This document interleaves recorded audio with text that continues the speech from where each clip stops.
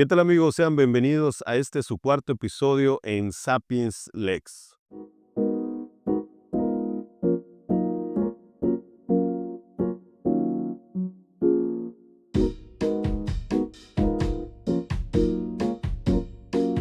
El día de hoy vamos a tener un tema bastante interesante que es el de pensión alimentaria internacional. Y para ello nos acompaña un especialista en el área jurídica que tiene la licenciatura de Derecho en la Facultad de Derecho de la Universidad Autónoma de Campeche, que fue graduado con menciones honoríficas y actualmente se encuentra cursando la máster de Derecho Procesal Constitucional en la misma universidad. Ha completado su formación académica en diversos diplomados, talleres, cursos y conferencias en temas como el sistema penal acusatorio y oral, derechos humanos, tratados internacionales, control de convencionalidad, Código Nacional de Procedimientos Civiles y Familiares, obligaciones civiles, responsabilidades administrativas, ejecución penal, entre muchos otros ámbitos. En el ámbito profesional se ha desempeñado como consultor externo en materia legislativa y juicios constitucionales para la Consejería Jurídica del Poder Ejecutivo del Estado de Campeche. Actualmente está en el área de análisis de la normativa e impactos presupuestarios en finanzas por parte del Poder Ejecutivo y se continúa postulando como abogado en distintas áreas como asesor y consultor externo. Para ello demos la bienvenida a nuestro queridísimo y amigo compañero Gustavo. ¿Qué tal, José? Es un gusto, un placer estar aquí. Te agradezco mucho la invitación. La verdad que estoy muy emocionado y pues Y a ti por acompañarnos y darnos tu tiempo y también parte de tu conocimiento. El día de hoy vamos a tener un tema que fue a sugerencia de aquí del abogado, en el cual vamos a abordar pensión alimentaria internacional. De hecho, estábamos ahí discutiendo un tema de semántica, cuestiones de alimenticia, alimentaria. Ya decidimos que no íbamos a abordar particularmente, ¿no?, el tema con mayor detalle en cuestiones de semántica. Pero para ello vamos a abordar, quiero hacer énfasis que el día de hoy vamos a abarcar este tema eh, como en dos bloques. Vamos a hacer unas preguntas aquí al abogado para que pueda desarrollarse este tema de manera más digerible, más abierta, es a un público general. Y después nos vamos a ir con otra serie de preguntas para el gremio de nuestros colegas abogados que puedan tener un interés sumamente específico sobre este ámbito. Entonces, sin tanto rollo, sin tanta demora, pues vamos directo al tema. Acá hay una pregunta bastante interesante en relación a este tema, mi querido Gustavo, que es, ¿qué hacer si el padre o la madre de mis hijos vive en otro país y no paga la pensión alimentaria? primero que nada, José, hay que tener en cuenta cuál es el país de origen, o más bien cuál es el país en donde reside el deudor. Y digo, o independencia de las pautas que hay que tomar, metodológicamente hablando, en sentido técnico legal, hay que pues acudir primero ante un abogado especialista que tenga conocimientos en materia de derecho internacional privado y en su caso pues acudir a través de él o directamente a la Secretaría de Relaciones Exteriores, acudir a las instituciones públicas como el Sistema de Desarrollo Integral de la Familia y pues ahí solicitar una asesoría, pero todo va a ser por conducto del consulado, con independencia de que se haya que acudir, por ejemplo, ante un juez de lo familiar y posteriormente esa sentencia pues se lleve a la Secretaría de Relaciones Exteriores en el caso de México, el consulado, eh, pues, o en su caso, pues únicamente se acuda ante la Secretaría de Relaciones Exteriores sin necesidad de la sentencia previa, que esto lo vamos a analizar ahora más adelante, ¿no? Ok,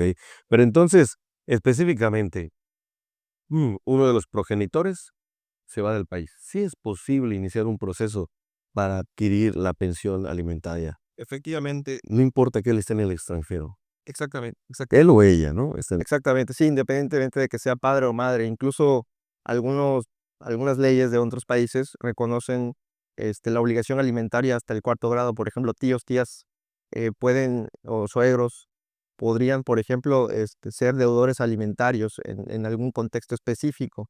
Pero sí, efectivamente se pueden reclamar. Y no solo eso, José, no solo el reclamo respecto de una persona que reside en otro país, sino también si esa persona recibe bienes o recursos de alguna otra fuente que no sean necesariamente de México o del país en donde se residan. Ok.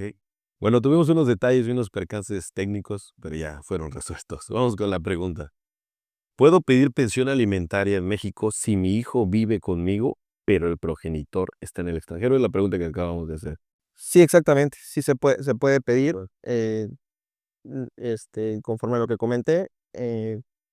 Hay que también considerar los alcances de la ley aplicable en su momento, pero no solo eso, sino si hay bienes o recursos obtenidos de una fuente que no sea necesariamente la del país en donde reside el acreedor. Por ejemplo, una persona vive, no sé, en Colombia y su padre y su madre viven en Colombia también, pero el padre recibe algunos ingresos porque tiene una empresa transnacional y a partir de ahí, pues, digamos que se podría ejecutar un cobro en otro país dependiendo también de los tratados internacionales que haya suscrito Colombia y el país en donde provengan, de donde provengan estos bienes o recursos. de hecho, me parece que en la parte donde vamos a entrar ya la parte más jurídica, creo que hablamos incluso de derecho comparado, ¿no? Tendríamos que hablar sobre eso. Un ejercicio de derecho comparado que es indudable y que va a operar tanto para abogados como para funcionarios judiciales que van a ser quienes resuelvan alguna situación de esta naturaleza.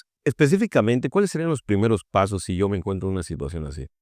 De que uno de los progenitores se encuentra en el extranjero. ¿Sería acercarme, por ejemplo, es exclusivamente de un abogado particular? ¿Puedo ir con un abogado del sector público? ¿O tengo que ir a la Secretaría de las Excepciones? ¿Hacia dónde me dirijo? Eh, pues puede ser a través de un abogado de oficio, pero va a tener que tener algún conocimiento sobre estos procedimientos porque digo, lamentablemente es una materia muy especializada que pocos abogados en el país dominan. Quizá los de la frontera pues sí tengan un poco más de expertise en este contexto porque pues se da el tráfico internacional, este vínculo internacional, pero a lo mejor en el interior del país no sea del todo este, pues tan normal que se conozca este tema, pero bueno, puede acudir ante esas instituciones públicas y también con un abogado especialista en esta materia que tenga conocimientos en esa materia, porque solo así pues va a saber cuáles son los conductos a seguir e incluso cuál es la ley más favorable al acreedor alimentista, ¿no? En este caso, pues el niño, niña, adolescente e incluso cónyuge, pero bueno, vamos a acotarlo nada más por ahora a niños, niñas y adolescentes, ¿no? Ok. Y, por ejemplo, ok, ubico ya al de defensor público tal vez, ¿y a qué instancia se va? ¿Ante un juez em, estatal o nos vamos a la Secretaría de Relaciones Exteriores o al consulado? Puede acudir a la Secretaría de Relaciones Exteriores de manera directa, sin necesidad de tener una sentencia previa, dependiendo del tratado internacional que haya suscrito el Estado hacia donde se vaya a pretender ejecutar la sentencia. Y lo digo en el sentido de si el deudor alimentista tiene bienes en el extranjero o si el deudor alimentista pues tiene su residencia habitual en el extranjero, independientemente de cuál país sea. Entonces, sí necesitan una asesoría legal en este sentido, eh, adecuada, específica, porque los defectos que una sentencia pueda tener en México o en cualquier país van a hacer imposible su ejecución en el extranjero. Entonces, llevar a cabo las pautas metodológicas y legales que nos aporta el derecho internacional privado es fundamental. Ok. Pues vamos a un tema bastante interesante. Yo creo que este tema tiene mucho de dónde abarcar. Hay una pregunta que yo creo que es como que la más común. ¿Cuánto tiempo tarda en México hacer que una pensión alimentaria ordenada en otro país se cumpla? Digo, en el entendido que incluso aquí en los jueces locales es a veces incluso bastante tardado. ¿Cómo opera esto a nivel internacional? Que otro juez en otro país logre ejecutar o se cumpla esta orden de pensión alimentaria. Sí, no hay como tal un plazo específico que te pueda decir. Te pongo el ejemplo de Estados Unidos. En Estados Unidos, con independencia de los tratados celebrados, hay un programa específico que es de leyes, homologación de leyes interestatales, y en ese programa, por lo general, que es un programa en el que México está vinculado, México con Estados Unidos. Ese programa tiene alrededor de 1 o 2 años en cuanto a cumplimiento de obligaciones alimentarias. Entonces, si imaginemos que esto es un programa en dos países que están estrechamente vinculados por el flujo migratorio, pues tienen un retraso pues considerable, 2 años. Imaginemos pues una sentencia que se pretende ejecutar en China o en América Latina, a lo mejor también a través de los instrumentos internacionales que se celebren, tratados, pues puede agilizarse el procedimiento, pero al final de cuentas, lamentablemente es un tema que tarda y pues no tarda poco, ¿no? Claro, no sé, me queda claro, ¿no? Y independientemente de eso, la complejidad para poder hacer las determinaciones, ¿no? Sí, porque el procedimiento de exequatur, que es la ejecución de la sentencia en el país extranjero, pues hace una calificación de si se llevaron a cabo correctamente las pautas metodológicas, o sea, que van desde quién es el juez competente y cuál es el derecho aplicable. Sin estas pautas metodológicas y legales, no es posible considerar válida una sentencia, si no se cumplen, digo, conforme a las reglas establecidas. De hecho, la siguiente pregunta creo que tiene mucho que ver con los elementos que hay que considerar. ¿Qué pasa si el costo de vida en el país donde vive el otro progenitor es muy diferente al de México? El costo de vida. Aquí entramos ya, por ejemplo, en una situación de derecho aplicable. Eh, Imaginemos que en un país de América Latina se fija, bueno, o imaginemos que en Estados Unidos, por ejemplo, de dólares, se fijan, no sé, en 2.000, 5.000 dólares de alimentos en favor del acreedor, y se pretende ejecutar en México con una persona que gane el salario mínimo, ¿no? Ahí el procedimiento de ejecución pues va también a tomar en consideración, o debería tomar en consideración, pues un tema de equidad también, ¿no? Como principio, ¿no? Como principio de equidad, y que nadie está obligado al imposible, y otros principios para poder ejecutar una sentencia bueno, establece un monto específico, pero que es imposible de cumplimentar. Esto sería un supuesto muy sui generis particularizado, Sí, sí, sí. pero el derecho aplicable no se puede aplicar de manera tan absoluta, porque hay una convergencia de leyes de diferentes ordenamientos jurídicos. Y digo, si aplican, por ejemplo, leyes norteamericanas o sudamericanas que importan un mayor beneficio, pues habrá que ver si es posible ejecutarlo en cualquier circunstancia. A lo mejor habrá algunas en las que sí sea posible ejecutarse a través de otros mecanismos, como medidas de apremio, y todo lo que forme parte del procedimiento de ejecución, embargo y otros aspectos. Pero sí es un tema complicado. Sí, sí, bastante. Sí, sí, sí. Pero y vuelvo a insistir con el derecho comparado y los elementos que acabas de Sí, mencionar. de hecho, la doctrina plantea las situaciones así, ¿no? Y la doctrina dice, se resuelve a través de la equidad, principio de equidad. No hay manera de aplicar algo que es imposible de cumplimentar. Ok, y la última pregunta que vamos a aterrizar para un público más abierto. ¿Cómo puedo encontrar ayuda legal en México para un caso de pensión alimentaria internacional? Ayuda legal, y creo que ya lo habíamos comentado hace un momento, pues va por esa misma ruta, ¿no? Relaciones exteriores, acudir a la Procuraduría de Niñas, Niños y Adolescentes, es el sistema bueno, en Estados Unidos Child Support, en otros países pues tendrán sus eh, instituciones equivalentes y acudir ante ellos, ¿no? Sus sistemas de defensoría, o bien ante un abogado especialista o con conocimientos en este rubro, ¿no? Entonces, en general, podríamos decir que ante las circunstancias extraordinarias de que alguno de los progenitores fuera del extranjero, sí hay mecanismos para poder llevar a cabo el cumplimiento de pensión alimentaria. Sí, exactamente, ¿no? Y además eh, se encuentran, por ejemplo, ahora con el tema de Estados Unidos y la migración, eh, el mecanismo de este programa que te había comentado entre Estados Unidos y México, de leyes de aplicación uniforme, es posible que se haga a través del consulado mexicano, y el consulado mexicano, la Secretaría de Relaciones Exteriores, tiene contacto con el consulado de Estados Unidos y con la institución que te comento que se llama Child Support, y ellos hacen lo propio para que ante los juzgados se les requiera el pago a los deudores alimentistas, incluso si su situación migratoria no es regular. Esto es fundamental, porque pensarán que hay mucha gente que, digo, se ha ido con una situación migratoria irregular a los Estados Unidos y se pensará que es imposible poder ejecutar o hacer valer los alimentos. Sí es posible y hasta donde se sabe en los últimos años, Child Support no da vista a autoridades migratorias sobre las personas a las que se le va a requerir. Independientemente de la política migratoria que hay ahora, tal vez ha cambiado esta situación, pero en los años anteriores no se le da vista. Y esto es fundamental porque pensarás, no, bueno, situación migratoria irregular da lugar a que pues se le deporte, no solo se le requiere el pago, sino que se le deporte a la persona, ¿no? Ok, bastante bien.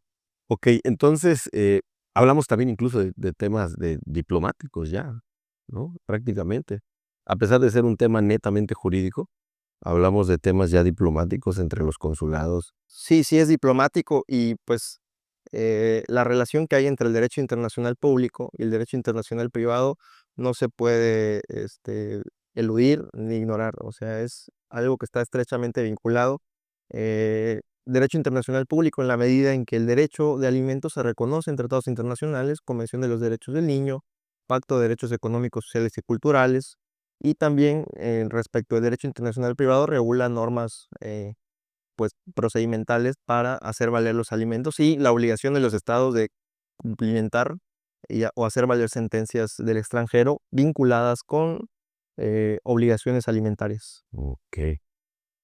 Bueno, pues vamos ahora a la parte un poco más especializada en el área jurídica, para dirigir un público un poco más centrado en los abogados que tengan interés respecto de estos temas, para información general, porque también es importante tener esta información a la mano y en dado caso que llegaran a requerir por parte de alguno de sus clientes o aparte de algún representado esta situación de la pensión alimentaria internacional, pues tengamos algunas herramientas, ¿no? Bases. La idea es abrir un foro, la idea de abrir es un, un colectivo en el cual podamos apoyarnos constantemente, ¿no? Entonces, vámonos directo a un tema bastante interesante en este mismo tema sobre cómo se aplica la Convención Interamericana sobre Obligaciones Alimentarias de 1989 en México y qué procedimientos sigue la Secretaría de Relaciones Exteriores como autoridad central. Entonces, esta pregunta yo creo que contiene dos aspectos importantes: la aplicación de la convención y la responsabilidad de la autoridad de la Secretaría de Relaciones Exteriores. Precisamente nosotros estábamos abordando en las anteriores preguntas cómo es que tendríamos un primer acercamiento, ¿no? Y la Secretaría de Relaciones Exteriores parece ser entonces el eje central de este mismo tema, pero también hablamos sobre la aplicabilidad de la Convención Interamericana sobre Obligaciones Alimentarias, en el cual forma parte México. ¿Cómo ves este tema, mi estimado Gustavo? Sí, mira, José, primero, hablando, por ejemplo, de México, sí, el consulado mexicano, que es la Secretaría de Relaciones Exteriores, y en el caso de otros países, pues será el consulado pertinente que tenga estas funciones en cada país. Eh, Realmente, eh, ¿cómo puede fungir la Secretaría de Relaciones Exteriores a raíz de esta convención? Pues funge como autoridad intermediaria. La figura de autoridad intermediaria está regulada en esta convención. Cabe decir que esta convención no fue suscrita por todos los países. Esta corresponde a un sistema regional de protección, que es el interamericano, que es lo que conocemos. Y eh, para estos efectos, solo los países de América Latina suscribieron este tratado, salvo 7, incluidos, me parece que está Brasil, Chile me parece que no lo suscribió, pero son 7 los que no suscribieron. Entonces, esto va a ser un factor determinante, ¿no? Porque participa Relaciones Exteriores, consulado, pero tiene que saber, pues, dónde se pretende aplicar o ejecutar la sentencia, y en esa lógica, pues, va a saber si la convención, es aplicable o no, porque el país en donde se va a ejecutar no está, obligado a cumplirlo, ¿no? Venezuela, por ejemplo, únicamente lo suscribió, pero no lo ratificó. Y esto, bueno, para los que no están tan versados en el tema de derecho internacional, pues necesitan la ratificación para que sea obligatoria a los países. De hecho, había una pregunta que me surgió hace rato que estábamos antes de empezar la grabación, sobre si este tema, pensión alimentaria internacional, ¿es de derecho público o es de derecho privado? El entendido de que derecho familiar aquí es de derecho público. Sí, sí, el derecho familiar como rama autónoma del derecho se fue, fue evolucionando bajo un proceso gradual en donde pues se pudo independizar digamos, del derecho civil, pero no del derecho privado del todo, sino hay como todavía pues algo difuso por ahí. Sin embargo, aspectos vinculados, por ejemplo, con los niños, niñas y adolescentes son de orden público, eso sin duda.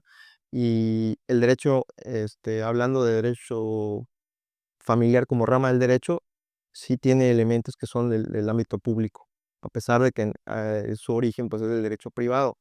Ahora, hablando de derecho internacional público y privado, el derecho internacional público regula tratados internacionales, regula las relaciones entre estados, los compromisos internacionales, el cumplimiento de tratados eh, y la relación que hay con organismos supranacionales y sujetos atípicos de derecho internacional. En cambio, el derecho internacional privado regula las relaciones jurídico-privadas que tienen relación con diferentes ordenamientos jurídicos extranjeros. Eh, lo digo a modo de síntesis, ¿no? El ámbito público pues, corresponde a los estados, sujetos atípicos de derecho internacional, y el derecho internacional privado pues, regula pues, las relaciones jurídico-privadas en donde existen diferentes ordenamientos jurídicos que convergen en determinado momento. A la luz de los puntos de conexión creo que lo había comentado, que son los personales, los reales y los relativos a los actos. Los personales pues van en función de la persona, obviamente. El domicilio, la nacionalidad, los reales en relación a los bienes. Bienes de un nacional, digo, no sé, venezolano o estadounidense, que están ubicados en Argentina, en China, en España. Eso pues da lugar a la convergencia de normas de diferentes ordenamientos jurídicos y pues el derecho internacional público, a la luz de los tratados internacionales vinculados con derecho internacional privado, pues responde a cómo resolver un conflicto de leyes, ¿no? De hecho, perdón que te interrumpa, No, adelante. el derecho internacional privado también en su surgimiento, en su génesis, fue denominado derecho conflictual, porque permite resolver conflictos de leyes en el espacio.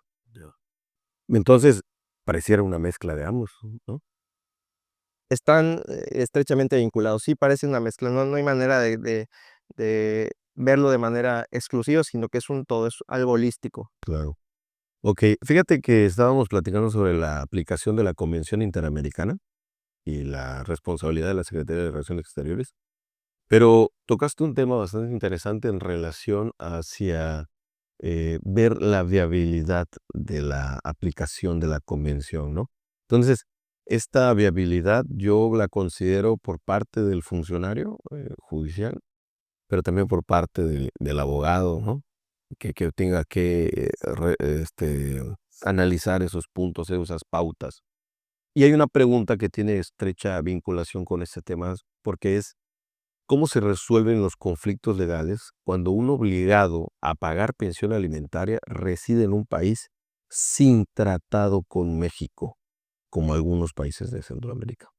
Eh, Esto se resuelve a la luz de otras obligaciones, porque, por ejemplo, tal vez el país en donde se pretende ejecutar la sentencia no suscribió la Convención Interamericana o no suscribió la Convención de la ONU, que es uno de aplicación más general, universal, amplia, este, pero al final sí suscribió, por ejemplo, la Convención de los Derechos del Niño. Hay una obligación alimentaria allá.